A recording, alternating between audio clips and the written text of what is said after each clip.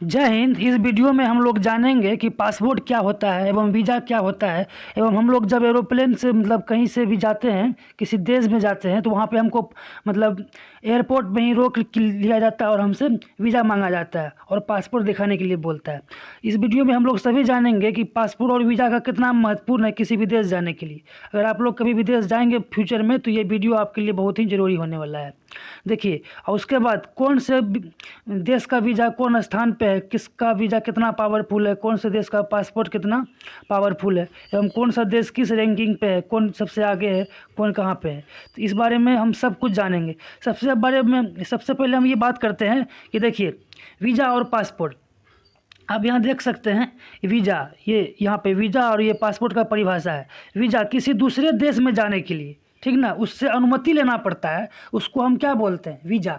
मान के चलिए किसी का देश जा रहे हैं, कोई देश जा रहे हैं, उस देश से अनुमति लेंगे कि भैया हम आपके देश आए कि नहीं आए, वो हमको अनुमति देगा कि नहीं देगा, उसको वीज़ा बोलते हैं। अगर वीज़ा बन गया तो वो देश हमको बुला रहा है, मतलब आने के लिए अनुमति दे रहा है। और पासपोर्ट का मतलब होता है अपना देश छोड़ के जाना, मतलब अपने देश में अपने देश से जाने के लिए अपने देश के सरकार से अनुमति लेना पड़ता है, उसको हम पासपोर्ट कहते हैं। देखिए, है ना, अपने देश को छोड़ दूसरे देश जाने के लिए देश की अनुमति लेनी पड़ती है, जिसे पासपोर्ट कहते हैं।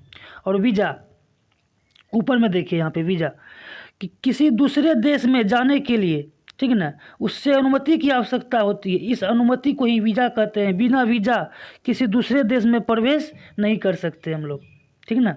बिना वीज़ा जो है हम किसी भी दूसरे देश में प्रवेश नहीं कर सकते। वीज़ा जो दूसरे देश अपने आप को बोलता है कि मेरे देश आओ, वीज़ा। अब पासपोर्ट अपने देश से अनुमति लेने के लिए, पासपोर्ट मतलब अपने देश से बाहर निकलने के लिए पासपोर्ट, और दूसरे देश में एंट्री करने के लिए, घुसने के लिए वीज़ा। अब बात समझ में आ गया। ये होता है पासपोर्ट और ये होता है वीज़ा। इस तरह का वीज़ा होता है, ठीक है। रखते हैं भारत गणराज्य अपना वीज़ा है ये। किसी विदेशी आ रहा है उसको हम वीज़ा बना के दिए हैं, है ना। इस तरह से अपना वीज़ा होता है, कोई कितना दिन के लिए आता है। और वीज़ा बहुत प्रकार का होता है, हम आपको बताएंगे आगे वीडियो में, ठीक ना।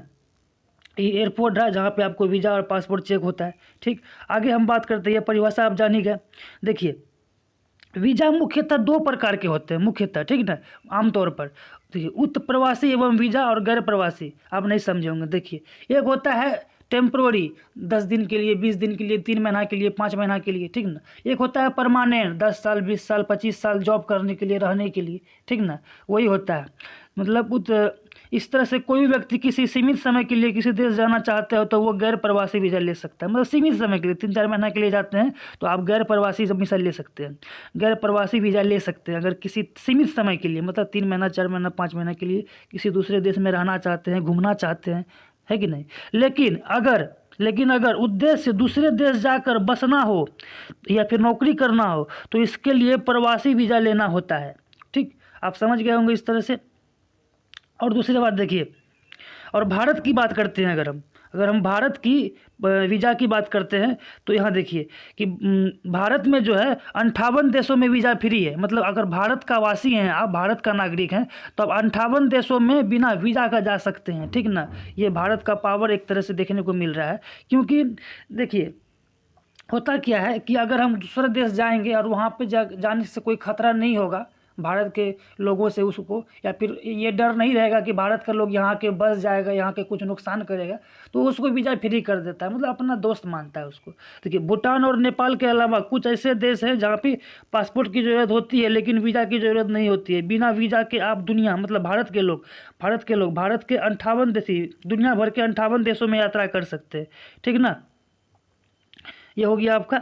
और दूसरी बात, इस तरह से 58 देशों में कुछ चुने देश आपको हम बता रहे हैं, ठीक है। जैसे बिना वीज़ा के दुनिया में मालदीव, मॉरिशस, श्रीलंका, थाईलैंड, मोकागो, Bhutan, Cambodia, Nepal, Kenya, Myanmar, Qatar, Uganda, Iran, Seychelles और जिम्बाब्वे जैसे बहुत सारा देश है। 58 देश है, पहले 61 था, 58 हो गया, कुछ घट गया है, मतलब कोई प्रॉब्लम की वजह से, मतलब होता है रैंकिंग होता है इसमें, ठीक ना।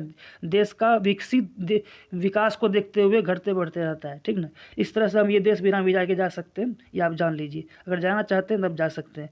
और हम बात रैंकिंग की करें, देखिए रैंकिंग में सबसे नंबर 1 पे आता है जापान और ये सिंगापुर। जापान और सिंगापुर 189 देशों में ये दोनों देश बिना वीज़ा का जा सकता है, 189। और कहाँ, भारत मात्र 58। अगर हम रैंकिंग की बात करें तो भारत जो है टॉप 50 में भी नहीं आता है, हाँ टॉप 100 में आता है, ठीक ना। एक्चुअली भारत विकसित नहीं है, ठीक ना, उतना, इसलिए विकासशील है, विकास हो रहा है। अगर विकास हो जाएगा, पूरा विकसित हो जाएगा, तो वहाँ देखिए होता क्या है, कोई देश को डर सताता है कि भारत का लोग आके यहाँ बस जाएगा, यहाँ का जनसंख्या बढ़ जाएगा, ठीक ना। बस यही डर की वजह से वीज़ा जो है फ्री नहीं करता है, नहीं तो कोई भी जाएगा बिना वीज़ा का रह जाएगा वहीं पे, तो वहाँ का जनसंख्या बढ़ जाएगा, इस तरह का प्रॉब्लम हो जाएगा। इसीलिए अगर भारत विकसित हो जाएगा तो लोगों को डर नहीं रहेगा कि भारत के लोग यहाँ आके बसेगा, इसीलिए तो क्योंकि भारत विकसित है तो वहाँ का लोग यहाँ कहाँ आएगा, इसीलिए वो वीज़ा दे देगा। लेकिन अभी भारत का लोग को अगर वीज़ा फ्री कर देता है दुनिया वाला, तो भारत का लोग यहाँ से वहाँ जाके बच सकता है। बस जनसंख्या का प्रॉब्लम की वजह से वीज़ा फ्री नहीं है, इसीलिए फिर भी 58 देश ऐसे हैं जो भारत को वीज़ा फ्री करता है, ये आप देख चुके हैं। और जापान की बात करें, नहीं रैंकिंग 1 की बात करें तो जापान नंबर 1 पे आता है, सिंगापुर 2 नंबर पे, 3 नंबर पे फ्रांस, जर्मनी, उसके बाद दक्षिण कोरिया आता है, ठीक। उसके बाद जापान जो है, जैसे भारत, चीन, श्रीलंका, ऑस्ट्रेलिया, इंडोनेशिया, न्यूजीलैंड जैसे 189 देशों में बिना जापान और सिंगापुर जा सकता है बिना वीज़ा का, ठीक ना। लेकिन वही जापान को रूस जाने के लिए वीज़ा लगेगा, भूटान जाने के लिए, अफगानिस्तान जाने के लिए, ऐसे बहुत सारे कंट्री है जहाँ जाने के लिए वीज़ा लगेगा। अगर हम भारत और पाकिस्तान की बात करें तो देखिए भारत में 58 देश जा सकते हैं, लेकिन पाकिस्तान में मात्र 30 देश, ठीक ना, मात्र 30 देश वीज़ा फ्री किया है पाकिस्तान को, लेकिन भारत को 58, मतलब भारत पाकिस्तान के तुलना में उसका बाप है, यानी उसका दुन्ना है, ठीक ना, आप समझ गए। और देखिए एक होता है what is a visa on arrival, मतलब एक होता है वीज़ा ऑन अराइवल, मतलब आप दूसरे देश पहुंच के वहाँ पे वीज़ा ले सकते हो, जरूरी नहीं है कि पहले वीज़ा बनाओ तब जाओ। आप वहाँ पहुँचिए, बोलिए कि भैया हम भारत से हैं, हमको वीज़ा चाहिए, तो वहाँ कुछ डॉक्यूमेंट्स वेरिफिकेशन होगा और वीज़ा दे देगा। ये भारत मतलब वीज़ा ऑन अराइवल सबके लिए उपलब्ध नहीं होता है, मतलब कुछ कंट्री होता है। जैसे भारत के लिए आगमन पर से होता क्या है वीज़ा ऑन अराइवल, ही देख लेते हैं पहले। आगमन पर वीज़ा एक विशेष प्रकार का वीज़ा है जो आपके निवास के देश में दूतावास के विपरीत आगमन पर हवाई अड्डे पर प्राप्त किया जाता है। मतलब जब आप पहुंच जाइएगा दूसरे देश तो वहाँ पे वीज़ा आपको मिल जाएगा। जिन देशों में भारतीय की वीज़ा ऑन अराइवल है, मतलब ऐसे देश जहाँ पर आप भारतीय वासी हैं आप, तो ऐसे देश जहाँ जाने के बाद वीज़ा आप ले सकते हैं एयरपोर्ट पर आराम से, उससे कोई दिक्कत नहीं, जरूरी नहीं कि पहले बनाना पड़ेगा। जैसे कि थाईलैंड, इंडोनेशिया, मालदीव और श्रीलंका जैसे एशियाई डेस्टिनेशन शामिल है, ठीक ना। अफ्रीका में 21 देश ऐसे भी हैं जो भारतीय नागरिकों को वीज़ा ऑन अराइवल वीज़ा देता है। ऐसा करने के लिए केवल 2 यूरोपीय देश हैं, ठीक ना।